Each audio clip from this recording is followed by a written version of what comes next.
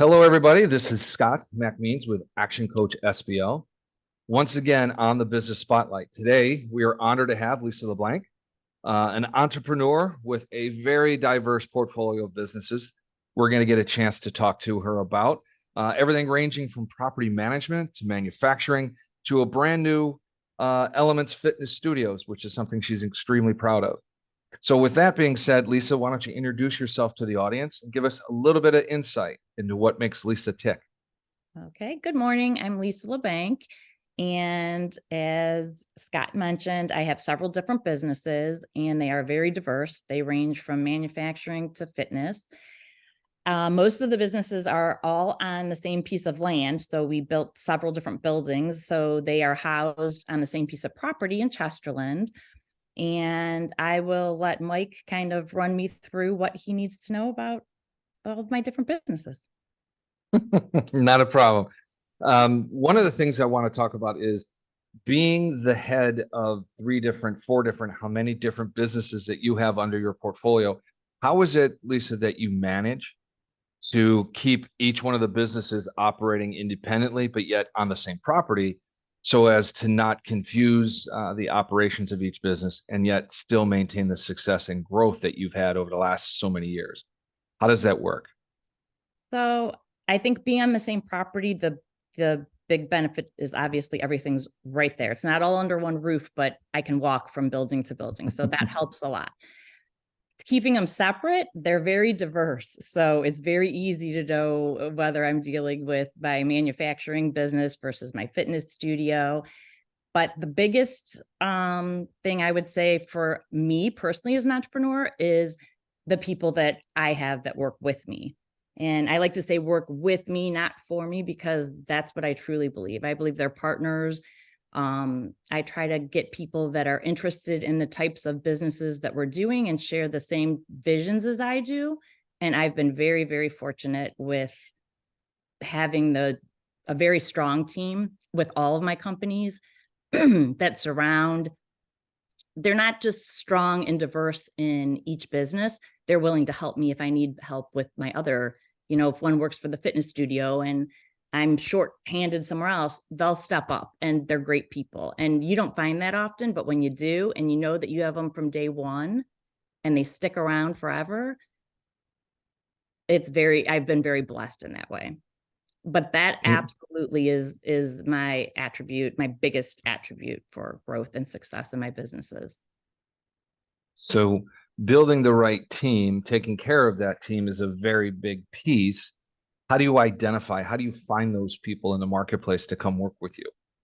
So it's kind of funny because people ask me, when you interview or you do different things, but it's almost these people are, some were family members, some I met and just we had the same similar interests with the fitness studio, and so formed different partnerships. I'm big on like collaborating with people. So I love to get together and talk about businesses and just being an entrepreneur and what opportunities are out there. And in doing that, you just find people that have the same visions as you do. And not everybody wants to be an entrepreneur and wear 500 hats, but they want to be a part of something that they believe in too, and that they can help attribute to the growth. And so I have to say, I've probably only conducted in 33 years of business, just a handful of interviews.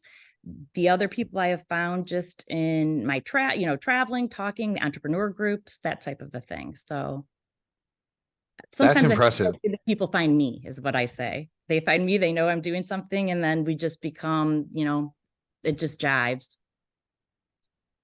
Okay. It just jives. What is it about? Like, what's jiving? What makes them a special or unique person that you want to bring them onto your team? And I understand what you're saying, and this is all great information, Lisa. I'm trying to get a little bit behind that so people understand what makes a successful business owner in one, two, three, multiple businesses. It's very different than somebody who's really good at running a studio or running a manufacturing location.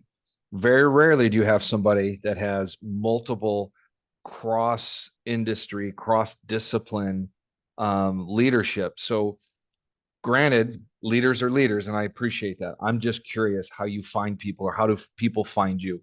What is the common denominator?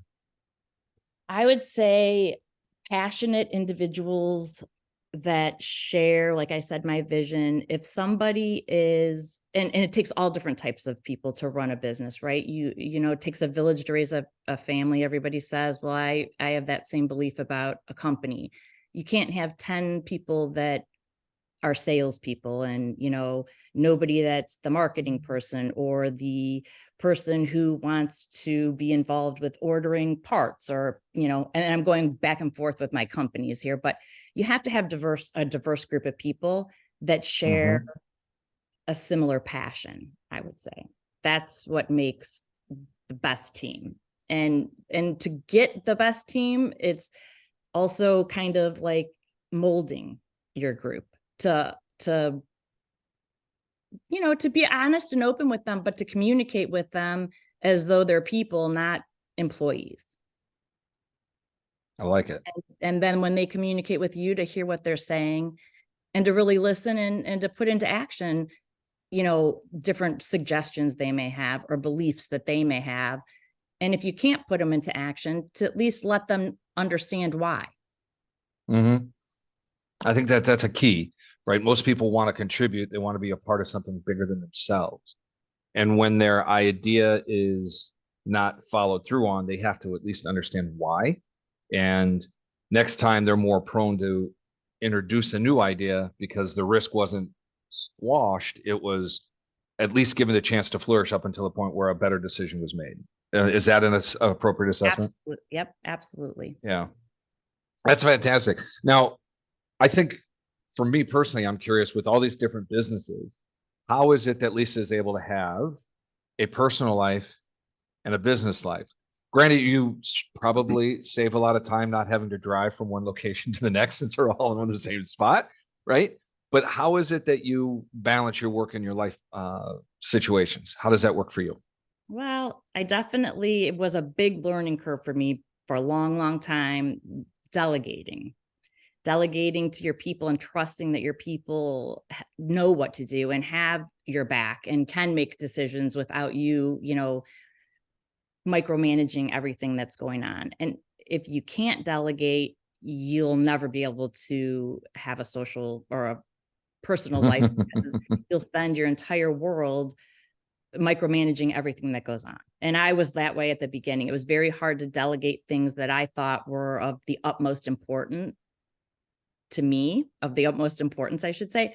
And then I realized that just like I told you, when you build a team and you kind of work together and you share the same visions and you realize that they want it to succeed just as much as you do, and you can trust that team, then you're able to go away. Like, I just came back from Italy. My husband and I went for 2 weeks. Normally I would be like checking my email every day, or and it took a long Yeah. time to get to this point. But when you put people together and you put them in place, trust they're going to do their job and they're going to take care of their business, and they do. And you can go away and enjoy yourselves. And if you don't do that, you will never, if you can't delegate, you will never be able to have a personal life, because you'll constantly be micromanaging everybody. And I learned that the hard way, believe me. Okay. What is the hard way? What does that mean for you? Everything that somebody would do, I would want to, double check it or triple check it, or, constantly, make a little tweak here or a tweak there. And sometimes you have to do that, and everybody wants to be, supported and make sure that they're doing the right thing. And I'm not saying that you just throw your hands up and walk away and let people fall where they fall. But when you have a great team and and you talk to them and you communicate well with them, they're going to take care of it. It might not be the way I'm going to do it. It might not be the way Lisa would have did it, but they're going to do a great job the way that they did it. And when that happens, you can then just rely on the fact that you can walk away and have a life outside of your business without worrying about every little detail. And when you worry about every little detail and you want to change every little detail, you might as well just do the job yourself and not have any people. And that's what it comes down to. If you can't delegate, then you better want to work a heck of a lot, because you're never going to Yeah. get past letting go of that, that what do they say? You got to let go of the apron strings. You got to let them go. You got to kind of let them fly on their own. Well, you are practically dictating the roadmap for success for every business owner. And what I mean by that is you build something with the vision that you have, you communicate that vision, you allow people to participate and then become passionate about it. Therefore, they share that vision. And when you leave them to their own accord, they are so tied to the business vision that every decision they make is in line with what they believe you would have wanted or would have had done. They may do it differently. In the end, the vision was kept in check, and they took care of the things that needed to be taken care of because they understand where the direction is, not necessarily where today is. Exactly. No, that's brilliant, Lisa. And there's a lot that people can learn about that, because when you look at a business, as I said before, businesses struggle to figure out where to go. And if you have the vision, they'll follow it. Your team is going to follow it. So that's a strong statement for you and the businesses that you are responsible for. With that in mind, I'm curious, what are some of the biggest learnings that you've had over your career? I mean, you said you learned along the hard way. You don't want to micromanage. That fully understand. What other learnings would you suggest have come and gone that have given you the opportunity to redirect yourself or make adjustments on the fly that give you a better clarity towards execution? I'd have to say probably, like we talked about, communication, not just being able to communicate to your people, but being able to understand when they communicate back to you, not take everything personally if they are, not happy with something or they see something differently than you see. Being transparent in your communications and making sure that they do understand what you're saying, because not everybody receives information in the same way. And you don't want to ever communicate in a way that makes somebody feel belittled or that you're not acknowledging what their beliefs are if you don't have the same beliefs as they do. And that's a big thing for preparing yourself to be able to delegate to them and trust them, but them to also trust that you do trust them. Because sometimes you'll get people that feel that they have to come to you, with every little detail, every question, well, is this okay? Is that okay? You communicate with them well, and they are able to know that you're listening to what they're telling you. And that kind of takes care of itself. They know that they're doing the job correctly. They know that I trust them and support them. And when you have that and it's a mutual thing, that's amazing. And if you feel that you can't communicate in that way, you need to figure out how, because otherwise sometimes you come off as like a dictator, as the boss is just telling us what we need to do. And there's no like real trust or communication between us, that I know I can go and ask this question and not be talked down to. So communication to me is huge. I mean, transparency is a big deal. And sometimes that's not easy when you're in a business relationship. People kind of shy away from being honest because they're afraid of the outcome of the conversation. But I think that I'm total opposite with that. I think you need to talk about it, and it needs to be an open book both ways.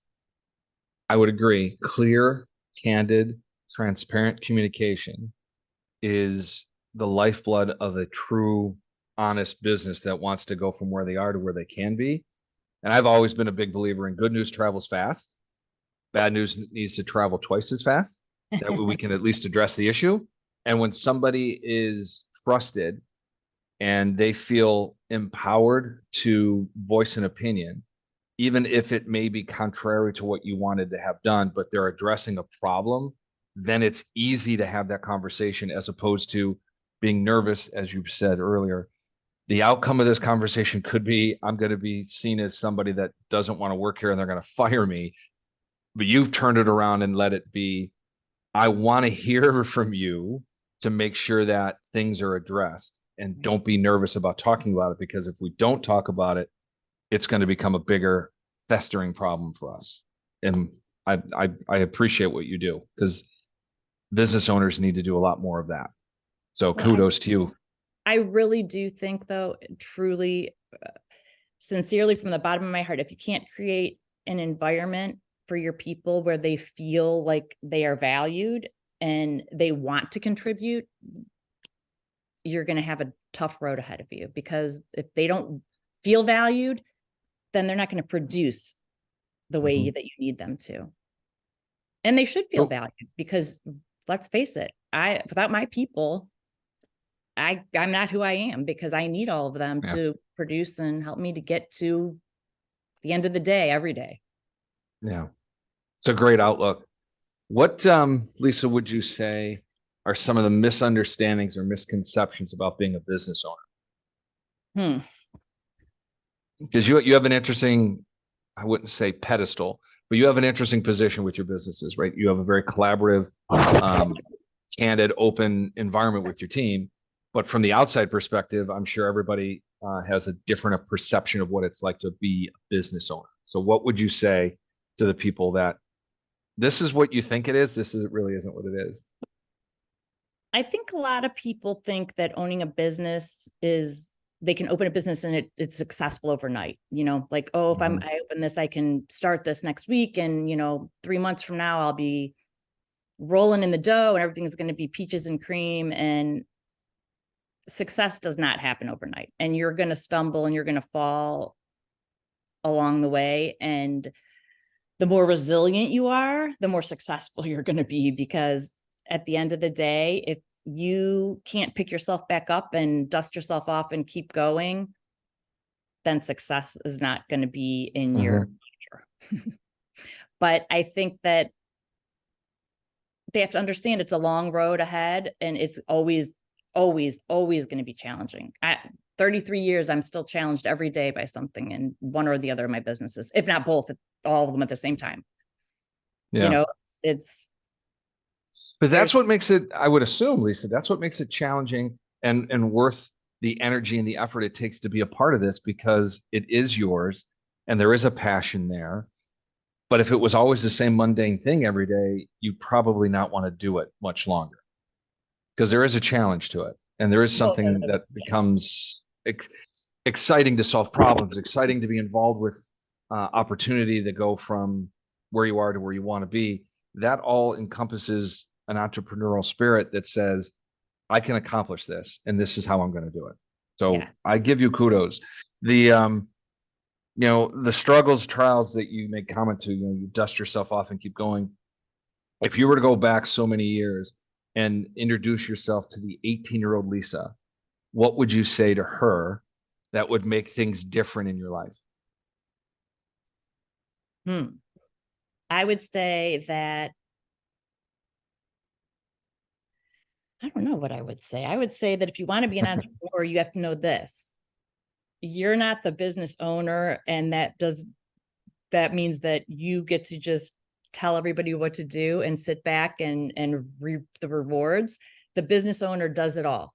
You're the Mhm. entrepreneur. You're going to wear every hat, from cleaning the bathroom to making the biggest sale of the place, to taking the phone calls when there's nobody available to do it, to loading a truck with a tow motor, because it's your business. So you have to do it all. You have to know how to do it all, and you're going to do it Mhm. all. And if you're too proud to do it all, then you're in the wrong, you're not going to be an entrepreneur.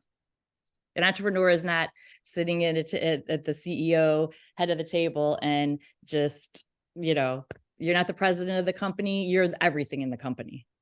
So you better know Yeah, what's going in. that's outstanding advice. I like that. Um, you need to have pride in your work. You need to be proud of the person that you are. But when it comes to running your business, there is no pride. You just have to get done what needs to get done. Yep. Yeah. Okay. I love it. Now, what advice do you have for a brand new business owner? Would it be the same advice? Yes. I would say Okay. that, and the fact that celebrate small wins, because that's important, recognize those, and don't just look for the big wins. You need to celebrate the small wins. And then if you have, you're always, like I said, everybody's going to stumble, everybody's going to fall. don't let it take you to a place where you can't recover, because everybody stumbles and falls. And an entrepreneur, most especially, you're going to have hurdles, but you'll get over them. And, the sun's going to come out again tomorrow, and get up and keep on going, because that's the only way you're ever going to get to where you want to be. What would you say then, Lisa, are the biggest challenges that you've had to face, whether they're current or past challenges? Like, what's the biggest challenge that you face running multiple businesses? The biggest challenge I think that I ever faced was back when I first opened PSI, and that was being, a young female in a male dominated industry. The manufacturing telecom industry I was in at that point in time, there was not even maybe a handful of women in the industry. So it was hard. What made you want to go into that line of work? Everybody asks that question, and how did you do that? And it was, I graduated from college. I was working with a leasing company. My father worked at a phone company. He needed something done. I helped him out with something. And then we talked about, oh, this would be a great business. You could just sell these parts. And he was like, yeah, it's a dying industry. Who knows if it'll ever go anywhere? And I helped look something up. I couldn't sell to his company, which was Ohio Bell at the time, but I could sell to other phone companies. So we started kind of dabbling a little in that, and it just grew into a big business. And my dad worked till he retired, and then he came and helped me do some different things, and the company was already well established and just got bigger and bigger. And I think it was the sales that I loved, the thrill of getting in there, and it didn't matter what I was selling. Takes a special person to be able to sell, I think. I love that. I wish I could do sales all day long. Good for you. Good for you. Here's a great question. What's the best, most influential book you've ever read? The Secret, by far. Okay. And why is that? Have you ever read The Secret? I have not. You should read it. The Secret is all about how you can manifest everything and anything you want in your life. And it talks about, different people that have done that through the years, and how to do it. And it was almost like I knew that, like I was always a positive person and believed, if that's what I want, I'm going to have it at some point in life. And it's that type of motivation, inspirational thing that I loved. And I bought a book for everybody I knew. In fact, I give them out at the studio for all of our teachers. So if they come to work. Oh, outstanding. Who's the author? Let's give them a plug here. Rhonda Hines. Okay. Hines? I believe it's Hines. Yeah. Okay, perfect. That's outstanding. Give her a plug. Maybe we'll have a bunch of people reading The Secret. I love that. Yeah, it's a great book. It's like a Bible. My kids read it growing up. They loved it. It's really, you got to read it. I can't believe you've not heard of it. No, and I will definitely take a look at it for sure. I appreciate that tip. I appreciate the time today, Lisa. This was an exceptional opportunity to get to know somebody that does something that most people only dream of, and you are doing it successfully. So I give you tons of credit for that. The idea that you have set a vision and you have people that have followed you like a Pied Piper is a pretty impressive situation. So thank you for that. Thank you. Oh, it was my pleasure. Rhonda's last name is Bynes, B-I-N or B-Y-N-E-S. I think I said Hines. Bynes. Yeah, you did. That's okay. B-Y. Yeah. Okay. I just want to make sure I get the right plug out there. Thank you for that. And with that, thank you for a wonderful edition of the Business Spotlight, and we'll see you all on the next episode. Thank you.